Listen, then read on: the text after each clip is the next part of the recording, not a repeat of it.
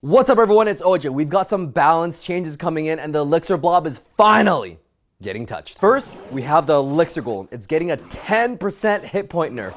This includes all forms, the main Golem, the secondary Golemites, and the baby Elixir blobs. This will make it easier to defend and was much needed as Elixir Golems are everywhere.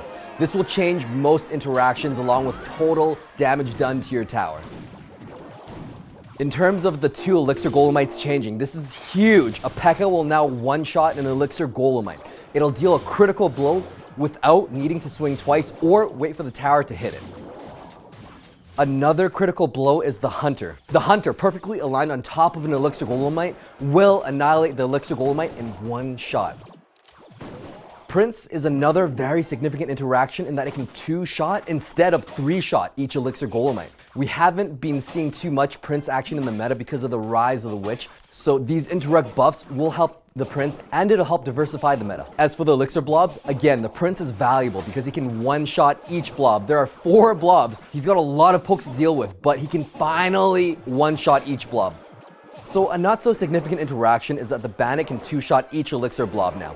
She can dash and take out one blob, then each hit will take 2 hits, then hit each blob twice to take them out. She's not exactly the greatest counter because of her low DPS, but nonetheless a viable counter if you have nothing else in rotation.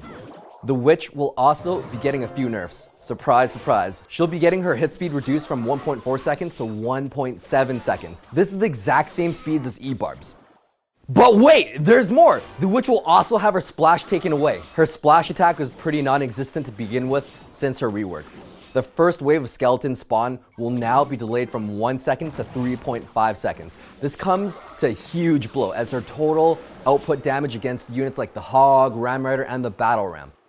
Also, when you have a charging Prince coming at you, planting her last second will not save her anymore. She's not going to spawn those skeletons in time. With their attack speed being reduced from 1.4 seconds to 1.7 seconds, her total DPS is now reduced from 157 to 129 damage per second. The Barbarian barrel is getting a slight 8% damage buff. This increases the damage to 200, slightly less than the health of the Princess, but still, it'll now take out the shields of guards and the Dark Prince. Other interactions don't change for any of the loggies. The Wallbreaker is getting a 19% damage reduction, going from 400 to just over 300 damage for each of the Wallbreakers. Units like the Bomber, Bandit, and Mega Minion will not die to one Wallbreaker's explosion anymore. This rarely happens anyways, and they had to be within the radius of the blast to get hit. Technically, it won't destroy a cannon either. This is a very good to know interaction because if someone has 2 Wallbreakers in the front and they've got a Battle Ram in behind, you can place the cannon on top of the Wallbreakers, break those Wallbreakers, and they'll still have enough health to pop that Battle Ram. Baby Dragon will be getting a small 4.5% health nerf, going from 1064 to 1016. There aren't really many interaction changes. The only notable change is that the Mega Minion will now 4-shot a Baby Dragon.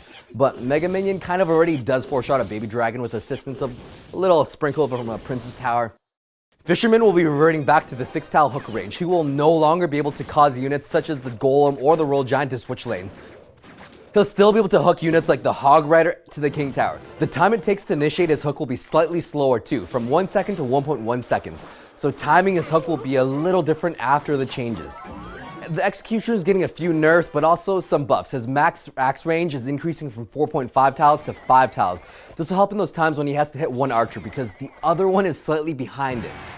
Although his axe range is half tile longer, his axe radius is being reduced by 20%. This will be a dramatic nerf when there are massive amounts of units grouped together, especially if you use Tornado.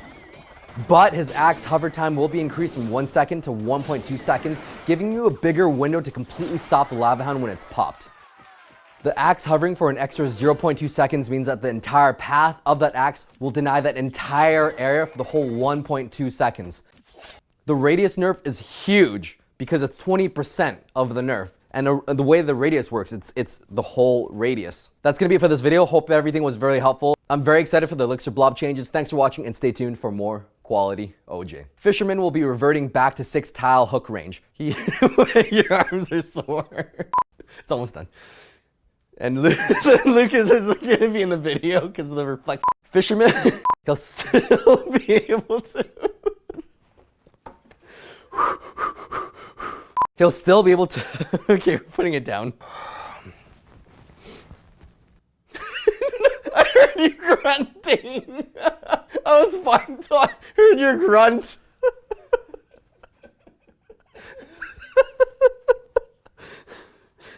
Your arms are so... Okay. Timing his hook will be a little bit... We're so close to the end. Why can't I hold it right now?